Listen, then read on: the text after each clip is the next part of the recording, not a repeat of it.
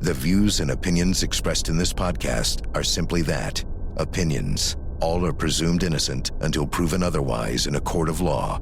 Sensitive topics are discussed. Discretion is advised. You telling Lyle what? My dad had been molesting me.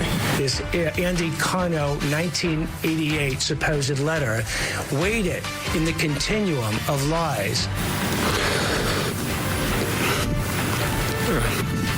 I ran around and shot my mom. Court should deny the current habeas petition by the Menendez brothers. DA Nathan Hochman opposing a new trial for the Menendez brothers, citing shaky evidence and changing stories. But the convicted siblings still have a slim chance at freedom. We're talking about what comes next for Lyle and Eric Menendez. Plus, investigators are searching for a woman who allegedly murdered her fire captain wife. Not only is the suspect in the wind, but she's killed a spouse before. Also this hour, we're looking ahead to closing arguments in the sleepwalking twin murder trial. Someone who's personally experienced sleepwalking is opening up this morning about what is possible. And accused murderer and children's book author Corey Richens will soon be facing a jury picked from her local county. But the location of the trial has yet to be decided. We're talking about the brand new rulings that could be tipping the scales of justice in her case. It's all coming up next for you right here on Opening Statements.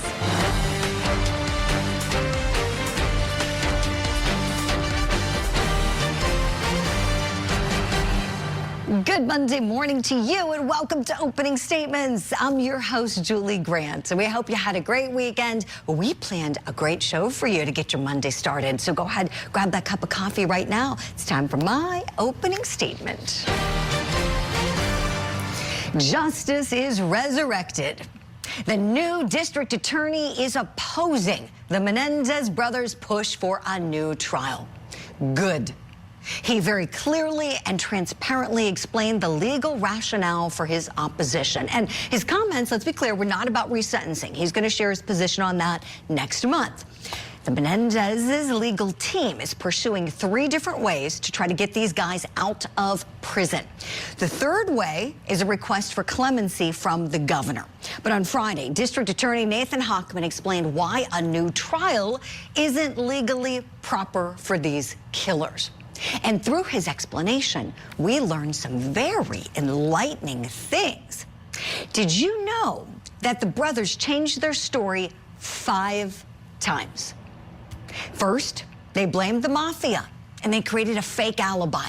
Later, when they started claiming molestation, they initially said Kitty molested Lyle. Then they came off that story, and they accused only Jose. And did you know that they made multiple efforts and had some success at suborning perjury? That's right, they tried to get outside witnesses to say certain things and lie for them. For example, one of the lies was that Jose violently raped a girlfriend of Lyle's. They gave a script to a witness to say that Kitty tried to poison the whole family.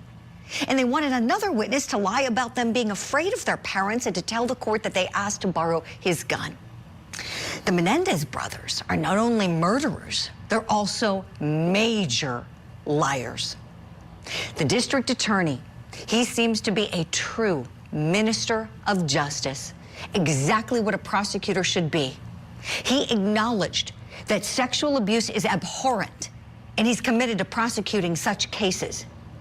And despite all the deceitfulness, the fabrication of evidence, and the manipulation of the investigation carried out by Lyle and Eric Menendez, District Attorney Hochman still gave them the benefit of the doubt, saying that if they were molested, it might serve as motivation for the murders, why they did what they did. But he was firm that in no way does it constitute self-defense on the night that they shot their parents 12 times. That's my opening statement. Let me know if you like it. Right now, it's time for your daily docket.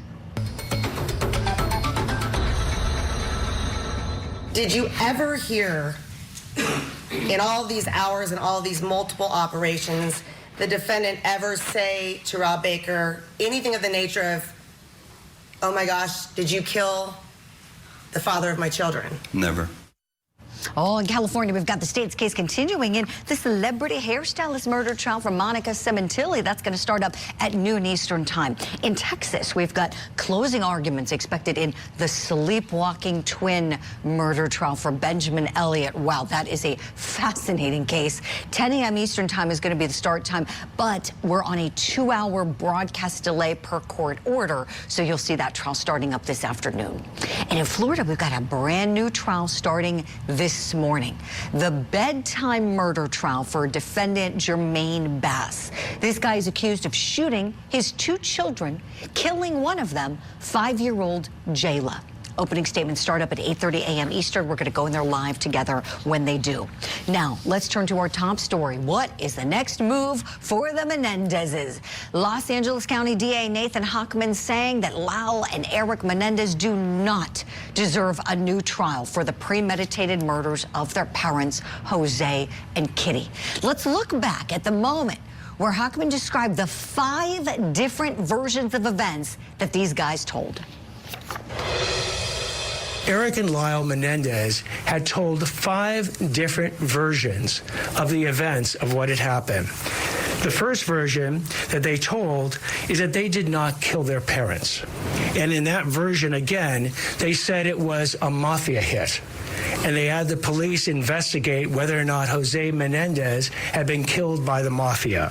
The second version was that their father was a violent sexual predator who raped Lyle's girlfriend.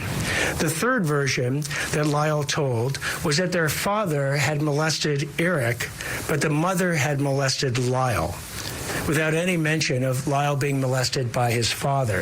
The fourth version is that Eric and Lyle were both molested by their father.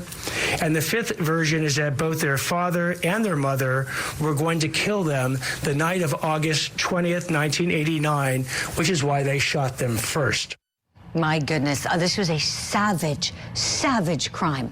You know, and a lot of these things we learned at the press conference, we didn't see in the series or the documentary. A lot of really enlightening information shared. And there's more. The DA's office put together a link on their website for anybody who wants to look at the procedural history of this case. They've lost habeas motions before. They already lost a state habeas motion. They lost a federal one. So what's the next move for these guys? And what do you think of the DA's move to oppose their habeas motion for a new trial? Let us know. Let's bring in our power panel now. We got 3 great guests standing by. Jennifer Coffindaffer, Tommy Pope, and Kirk Nurmi. Good morning to you all.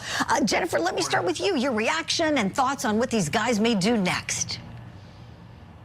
Well, what I really thought was key is the fact that they looked over tens of thousands of pages. That's what his team did. And that's why they were able to make all of these conclusions.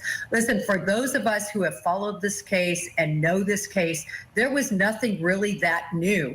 But so many people got caught up in the hype and all this information that really was brought in well after and was not corroborated, Julie. I think their only hope is clemency. Oh, good point, Jennifer. Good point. You know, so that would be the second avenue for them, right? The petition for clemency. That's Gavin Newsom, the governor of California, could make a decision on this. The petition, the DA noted, is on his desk. The DA said he can do what he wants with it. Let's see what comes next month, too, in the resentencing. 2 options for the Menendez brothers, but does it look good? Tommy Pope, to you next. Your thoughts on all this, please. So, one, the new prosecutor, I thought he did exactly what he was supposed to. You know, when we had the former prosecutor, it was like he was just going with the narrative of the TV show. And we can't try cases and have justice ministered by whatever version of the TV version we see. And so I thought he dug into the file, didn't let the pressure of the sentiment from the TV version push him, and made a sound decision. Unfortunately, I've had similar experiences with some of my cases where what I thought the story was till I saw it on Dateline and find out that wasn't quite what it was at all. And like you said, they'll leave out parts that don't go with the story narrative, but that's not the prosecutor's job. The prosecutor's job to seek the truth, and I think he's doing exactly that. Right, it sure is. Tommy, thank you for that. Kirk Nurmi, last but not least, want to get your thoughts on all this, please. Yeah, I would think I take a contrarian point of view here. I think if DA Hochman was so certain about the assertions he's making from the podium, he wouldn't be so nervous about a retrial. He wouldn't be opposing a retrial. Likewise, the assertions he makes, everything else, really stands in defiance of what we know about childhood abuse, childhood trauma, the stamp that can put on a child's brain, as well as child abuse accommodation syndrome. So he stands really in defiance of all those things when he makes these bold assertions, making himself a tough law and order guy. But ultimately, I think this really wasn't the preferred avenue by the Menendez brothers anyway. This would take a year or more to get going. So I think when we talk about resentencing, a California law that would allow for that after 25 years based on the age of the commission of the crime that's come into play, as well as what Jennifer mentioned, clemency, which I think has really become more realistic now, because when we see DA Hochman making this a political deal, making this political stance, I think it gives more room for someone like Governor Newsom to take some of those issues that I just talked about, understand the reality of those issues, and really give deeper consideration and clemency to the Menendez brothers. Kirk, excellent points. Thank you for all of that. Jennifer, I want to go back to you on one of the pieces of evidence that we're aware of that the Menendezes were citing as a reason or basis for a new trial that we heard DA Hochman refuting, the letter that Eric wrote to a cousin, not dated, but not introduced at the first trial. Your thoughts on this as a piece of evidence and DA Hochman's response to the argument that, oh, you know, this is something that corroborates the molestation? Well, this piece of evidence, quite frankly, is so flimsy. First of all, it is a photostatic copy.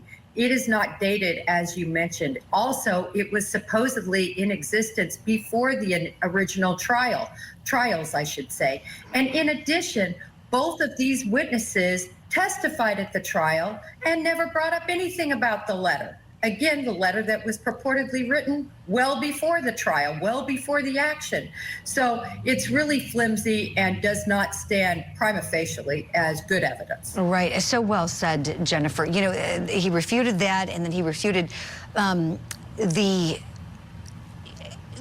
claim from one of the members of the boy band Menudo, who's come forward and said that he was molested. And the way the DA didn't challenge whether it occurred, what he said was, well, this has no place. It's neither here nor there when we're looking at a habeas motion for a new trial, because they were unaware of this at the time. It wasn't going to influence them or their state of mind on the date of the crimes. Tommy Pope, he was really fixated on what they knew at the time because they put forth this imperfect self-defense claim. Your thoughts on the DA's points regarding that? Well, I've got to measure my prosecution answers very carefully because I see Kirk's got his defense hat on today, so I got to step up my game. But I think those are subtleties. And again, most of these end up playing out in the record and in the courtroom.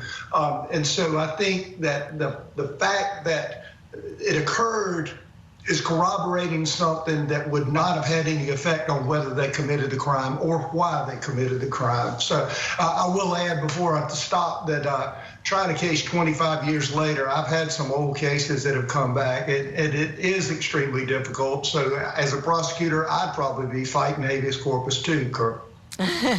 Tommy, thank you for that. And Kirk, okay, fight it for us. So give us the opposing point of view, these two pieces of evidence. Your thoughts, please, Kirk.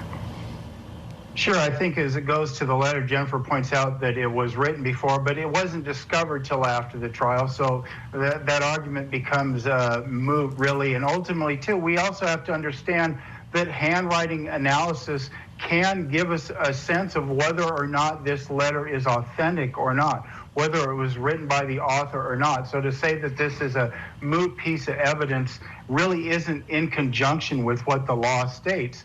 You combine that with the testimony of others now that are talking about being victims of sexual abuse, it may not mitigate or doesn't alter the fact that they killed their parents, but it does lead us possibly, and I think a good argument can be made, especially when we've talked about from jurors who did not believe that boys could be victims of sexual abuse from the first trial when it was precluded from the second. It is something that has changed now and could, in fact, mitigate the crime to a second degree or a manslaughter, which mean they would be free. So again, I think you're really acting without full interest in looking at all the evidence to take a particular position as opposed to really looking at this fairly. Kirk, thank you for the opposing viewpoint. So looking ahead here, we know these guys have two options, assuming that the court denies their habeas motion. We know that the state's going to strongly oppose it. They're going to look to the governor, perhaps for clemency, and then to the court for resentencing. We don't know what the DA is going to do, but it sounds to me like he's going to oppose that as well. Jennifer, what do you think the likelihood is at the end of the day of these two getting out of prison and going back into society? I think the likelihood is quite slim, but I do believe that depending on the governor's stance on this case, and more importantly, his political agenda that is going to be in the background of all of this, whether he needs this for his constituency to agree with re-electing him, I think that could play a role. And I think clemency is the only possible viable action, because I don't think legally the other two will go. I think you're exactly right. You're exactly right. You know, and Nathan Hochman did a great job highlighting how these Menendez brothers have made these arguments before. I mean, things have failed and failed for them. This is the second habeas petition in state court. One in federal court was denied. So you're right. I think they're going to put some pressure on Governor Newsom. We've got to leave it there for now. But thank you all for the robust discussion on these convicted killers. We're going to take a break. When we come back here on opening statements, here's what we've got. I think my family is supportive of finding the truth and getting men help that's appropriate for what the truth is. And I believe that it is sleepwalking because we have a history. What will the jury find when they get the case today in the sleepwalking twin murder trial? But first, the wife and the suspected killer of the California fire captain is in the wind. And if she's caught, this won't be her first homicide case.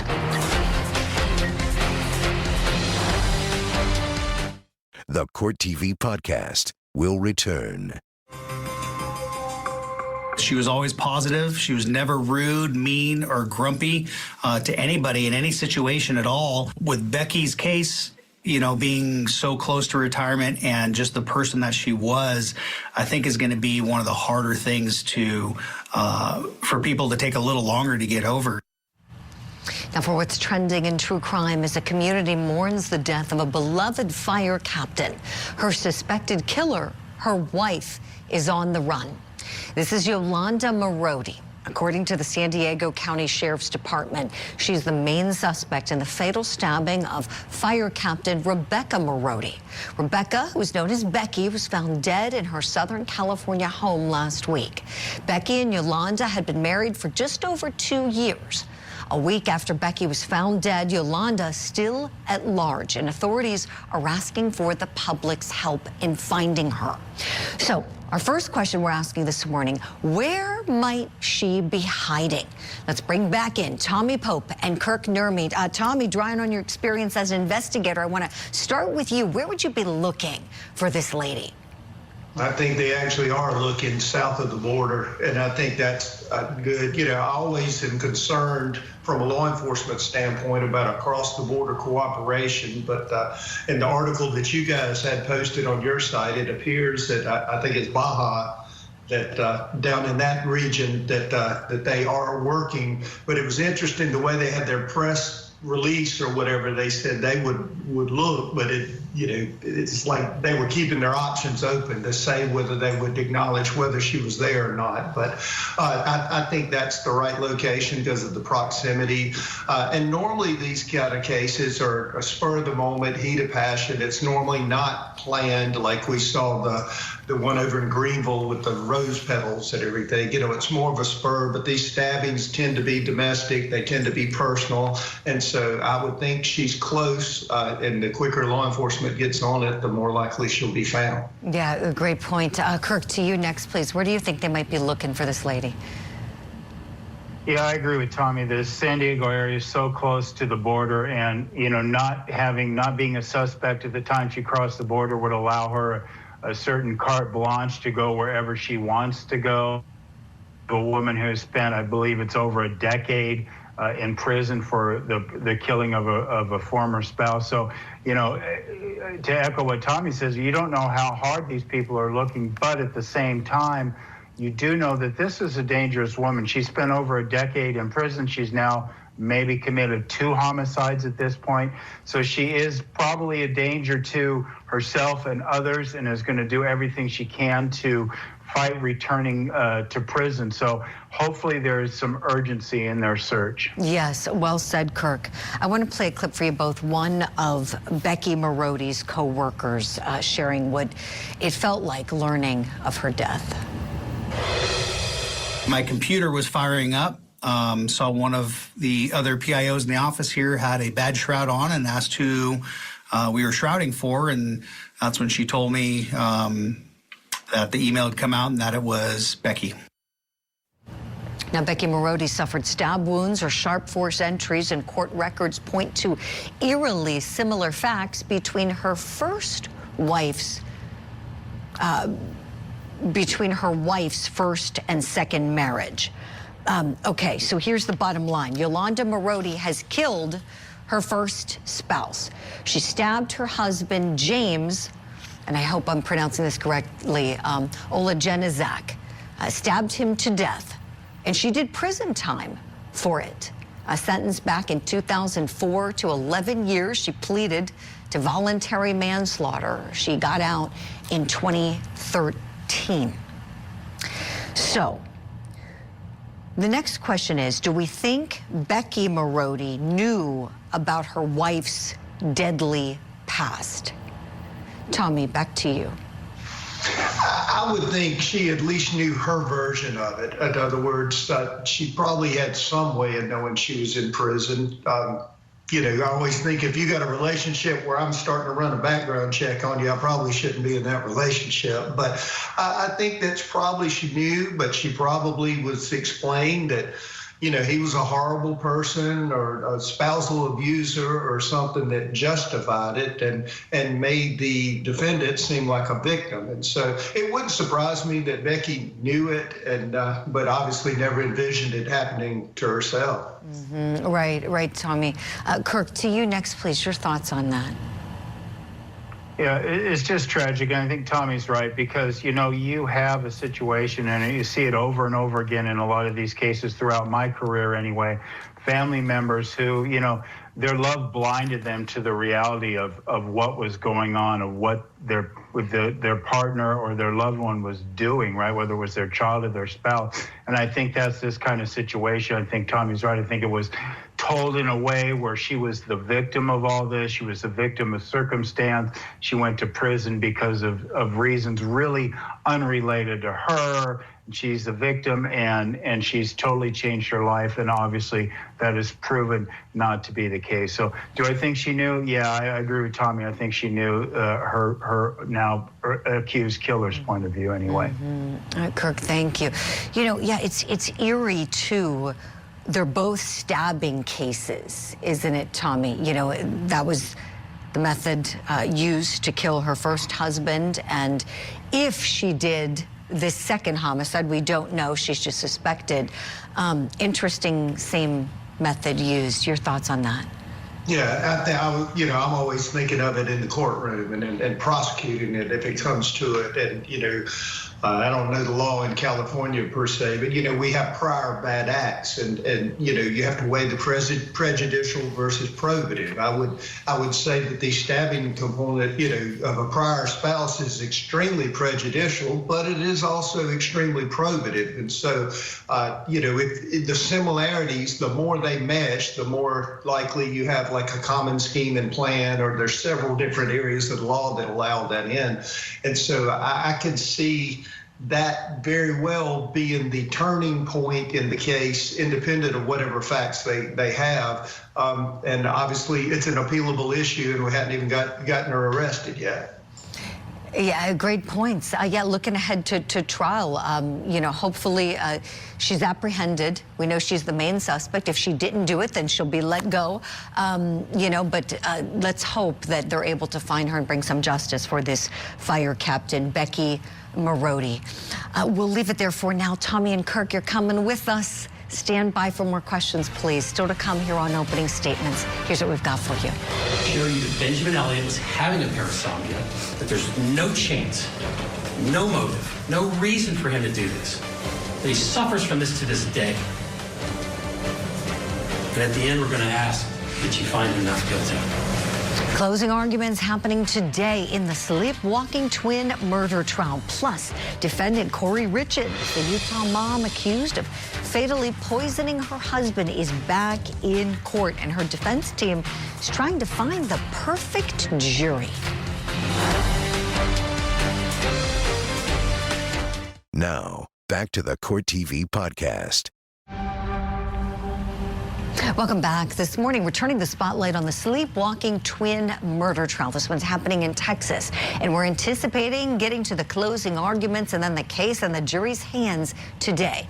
21-year-old Benjamin Elliott is accused of stabbing his twin sister Megan to death while he was sleepwalking, is when he says it happened. He was 17 years old at the time. Prosecutors believe that he was awake and intended to do it. They cite his cell phone activity right before the stabbing. The defense team says he suffered from something called parasomnia and that he never meant to harm her. His mother agrees. Do you know of any reason why your son would intentionally, knowingly cause the death of your daughter? No. Wow. So 2 sleepwalking experts gave differing opinions. Surprise, surprise, right? So who's the jury going to believe here? Let's bring in our guest. She's a retired FBI special agent and also someone who was kind enough to share a personal story with us last time she was on the show. Jennifer Coffindaffer is here. And Jen, you shared that you have been affected by sleepwalking, and you blew our minds when you shared last Friday that you had actually walked next door to the neighbor's house and ate a meal all while sleepwalking. So having that background and the personal experience, what do you think when you see this case against Mr. Elliott? Well, I can say from firsthand experience, sleepwalkers can do a multitude of tasks and anything they would normally do if they were awake.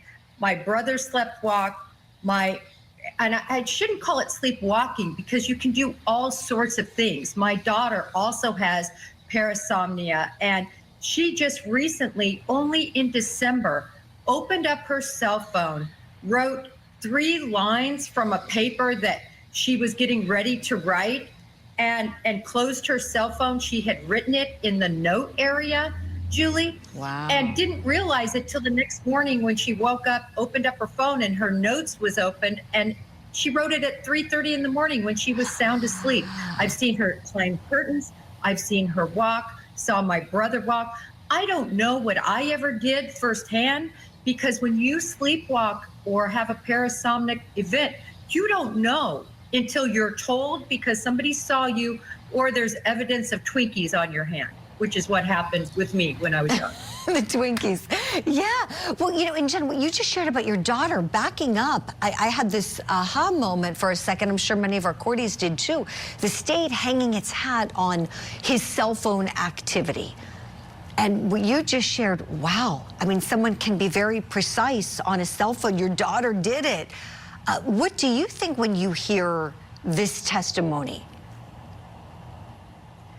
Well, you know, what's so disconcerting is this young man is being judged as if he was awake. But if it was a parasomnic event, he could have done a multitude of tasks. It's not like they are saying he was on his cell phone researching how to commit a murder or where you should stab somebody or how to cover something up. No, supposedly he was browsing YouTube. Could he have been doing that? Could he have locked his phone still in that parasomnic state? We don't know, and this person doesn't know if it's accurate. Jen, this is such helpful information, because I think this is one of those cases where, you know, as I like to say, we don't know what we don't know, right? If we haven't personally experienced or know someone close to us who suffers from parasomnia, it can seem like, what? How does one do a stabbing in their sleep? But here, parasomnia is a real thing that affects real people, just as you told us, like you and your family members. I have a clip of the two experts where you'll hear a little bit of the back and forth, the two differing opinions, but the defense expert saying that Mr. Elliott did not have conscious intent to harm his sister Megan on that night. Take a look. He doesn't remember getting out of bed, grabbing the knife, going there, and he doesn't even remember the first entry wound. Okay. Well, you say he doesn't remember that, but that's not what he told police. There were 2 wounds. I never heard him, and if it's there, it's there, but I've only heard him talk about a single thrust. He had cognitive abilities, came back to him very quick, you know, way too fast. He immediately concluded that he was the one who did it. I've never had a case before where it was done within minutes of the incident. So that's some pretty fast thinking. You know, and speaking of the aftermath, Jennifer, as an investigator, what do Benjamin Elliott's actions tell you after the fact, how he shares immediately with Dad? He was dreaming, so he says, when this occurred. He's extremely upset and trying to understand what happened. What significance do you think of the statements, the emotions, him staying put, not, you know, running and hiding somewhere? What significance do you think that all has in terms of whether he knew what he was doing at the time? I think it's very significant because having this experience and seeing this experience with my family members, when you come out of it or when it's discovered or they tell you about it, you really have this sense of total confusion. It's a horrible way to be, where you're wondering, I didn't do this. You know you didn't do it, only you did do it. And so I really feel sorry for Benjamin if this was a true parasomnic event, because of course he's going to be confused, and of course at some point he's going to realize he did that and be absolutely in a state of shock. At least that's how I have felt whenever I've been told that either I did it, or when my daughter climbed curtains, as an example, and I had to redirect her, not wake her, but try to redirect her, and then I spoke to her about it in the morning. It's actually very scary. It really is. This is really a helpful insight you're sharing with us, Jen. I've got a clip from Dad. Let's take a look. What did you do when you saw that? I asked Benjamin what happened, and he told me he stabbed Megan. Did he say anything else about it? No. Then what happened? I started to go into the room. I thought maybe I could help, and I saw Megan's face, and she looked horrible. She was gray. It looked like she was in a lot of trouble. The state is hanging its head on the time, how when he places the 911 call, she is long gone. Jen, do you think there is an explanation for that with parasomnia? Well, I think there's an explanation medically. I mean, if you get stabbed in the neck and it hits your carotid artery, you are going to bleed out so quickly that, of course, you're going to die very quickly and become gray in the face very quickly. So that makes all the sense in the world to me. And as far as when he would have woken up and when he would have made different realizations, I think all of that is in a lot of question, but we're only talking about 30 minutes, as far as I can tell, from the event time to the call time. And I know that may seem like a long time, but depending on when he came to consciousness, if again, this was parasomnic, it could have taken a while. I wanted to say too, Julie, there's been 2 other crime cases, Kenneth Parks, Brian Thomas, that also killed different individuals, one with a knife, Julie, and they were found innocent and acquitted because of parasomnia. Wow. Thank you for all of that. All of the insight you're sharing. As a medic, too, you're also a medic, Jen, and someone who's been affected by this.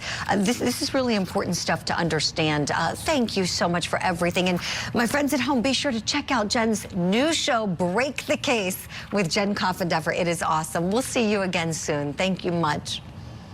Coming up next here on Opening Statements, could the jury selection process tip the scales for Corey Richins? We'll talk about it next.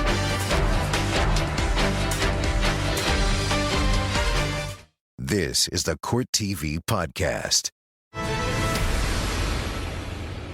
She met up with acquaintance 2 at a Maverick gas station in Draper and purchased from him 15 to 30 round green-blue pills, which she understood to be fentanyl. 1 or 2 pills might be accidental. 20 or 5 times the lethal dose is not accidental, Your Honor. That is someone who wants Eric dead. Finding a jury of local Utah folks unfamiliar with the case of Corey Richins could be tough. Let's talk about what's tipping the scales in her upcoming murder trial. We know she's accused of poisoning her husband, Eric, and then writing a children's book about grief. During a hearing on Friday, the jury questionnaire was discussed in great detail with the lawyers. At one point, get this, Richins' defense team said that potential jurors could be intimidated by being questioned in front of the defendant. I'm just not sure that doing it in writing rather than offering a range and creating a safe space to just describe how they feel, which is what would happen in individual dire. Get them talking. Some people feel this way, some people feel that way. Where do you feel? I think writing it on a computer sitting in your home is much safer space than sitting in a room with how many of us here and being forced to answer that. A lot of people aren't going to want to say, oh, yeah, I'm pressured. They're not going to. They might say it on here. They might be more comfortable on this forum than they're going to be sitting with a judge and a whole lot of attorneys staring them down, and Ms. Richins staring them down. No, she's not going to stare them down. You know what I mean. She's going to look very polite as she sits here. But you understand my point. Saw her reaction there to that about the stare down comment. Now, the judge ended up making some tweaks to the questionnaire, but said that it wouldn't go out just yet because Richins' legal team plans to ask to change the venue. They want the trial to happen in Salt Lake City. Now, this is due to a ruling from the state Supreme Court in Utah saying that jury selection would be chosen from the local pool, but the trial done remotely. Okay. The trial moving forward, though, it's set to begin in April someplace. TBD. All right, so let's talk about getting that impartial jury for Corey Richins and how this should be done. Let's bring back in our legal eagles, Tommy Pope and Kirk Nurmi. Okay, so Kirk, what do you think the best way is for Corey Richins to get a fair and impartial jury to hear her case? Yeah, first of all, I'm going to disagree with their attorneys, but they certainly have my sympathies. The idea of a questionnaire is a good one. It gets some information out. It may make people open up about certain things. But ultimately, in the end, this idea of not doing it in front of the client, to me, is a disservice to the client and could ultimately make them ineffective down the road, because the trial's going to happen in front of the client. They're going to want to assess how potential jurors react to their client in real time, in real life. So this idea that they want to shield their defendant from the jury, to me, doesn't make a lot of sense. But an important point here, Julie, we're not looking for jurors that don't know anything about Ms. Richards. We're looking for jurors that haven't made up their mind about the case. And ultimately, when you think about that, the presence of the potential jurors and Ms. Rikens is important, because people can get senses or feelings by being in the same room and draw those conclusions. So those attorneys really would be better served if they wanted to provide Ms. Richards with effective assistance of counsel by doing it in front of the jurors with their client there. Yes, I agree with you completely, Kirk. And you could see how Corey Richards was even shocked at that comment about, they wouldn't want her staring at them. You and Tommy both know how oftentimes defendants can be very effective with their mannerisms, their looks, all that during jury selection. And I would think Corey Richards may be one of those people, because it's not like, she doesn't look like Charles Manson or somebody who looks terrifying, and she looks like a nice lady. Huh? Tommy Pope, your thoughts on that, please, having her present. I agree with Kurt. I noticed post-COVID, when we would have a conversation, I want to Zoom all the time, because just like we're doing now, I like to look at your face, see your reaction, see if you're understanding what I'm saying. It could be one little facial expression that a juror does when they walk by the counsel table. It could be anything but that's a lot of information. Unfortunately, in South Carolina, we don't have voir dire other than questioning. We have very limited voir dire, very limited opportunities to do that. Another thing, Julie, you need to filter out is people who want to be on the jury because of the publicity. And that's a tricky one. People that are eager to serve normally are there for the wrong reasons. They normally have an agenda, whatever it may be. And it's like Kirk said, their job is to set everything aside and be fair and impartial. Doesn't mean they hadn't heard about it, but can they set that aside and be fair and impartial? And I agree with Kurt. I think you got to look them in the eye sometimes, and the judge needs to look them in the eye to see if they believe that's truly the case. Great points. Let's dovetail off of that last one you made, Tommy, with the idea that could there be some stealth jurors that have seen or heard about this case? Kirk, your thoughts on that, safeguarding that, either way, no matter which side you're on, you don't want anyone coming on your jury for the wrong reasons. That's always a concern, especially in a high-profile case like this, because people maybe they follow it. So that's one of the things that a questionnaire does in an efficient way in terms of court time. You might ask people, do they watch court TV, right? And hopefully they're watching this morning, right? But at the same time, you want to know what their viewing habits are. You want to know maybe they've heard a little bit more about it. There's indirect ways to get an understanding of their knowledge of it. Do they go to true crime events, things of that nature, because that can really be telling in terms of just getting that gut or hunch feeling that this person knows about it. And or one of the questions I've been gutsy enough to stand up and ask in my career, standing there on a jury and say, you look at my client, you see her, based on what you see, do you believe she's guilty? And some people will actually have an opinion formulated that they can't really hide with that confrontational question. And ultimately, that kind of confrontation can help weed some jurors, covert, either direction, off the jury panel. That's a great point, Kirk. Jodi Arias looked like a nice lady. We all know what she was really like. We'll leave it there for time's sake. You two are wonderful as always. Kirk Nurmi, Tommy Pope, thank you for everything this morning. That's all for this episode of Opening Statements, my friends. I'm your host, Julie Grant, and it's been great being with you. On this show, I am calling out any pants on fire moments in our big trials and true crime stories, and I want you to come along with me. Opening Statements is live every weekday morning at 8 a.m. Eastern on Court TV. Thank you for downloading this episode. Please subscribe, leave a review, and share it with your friends. You can watch past shows anytime you like on CourtTV.com.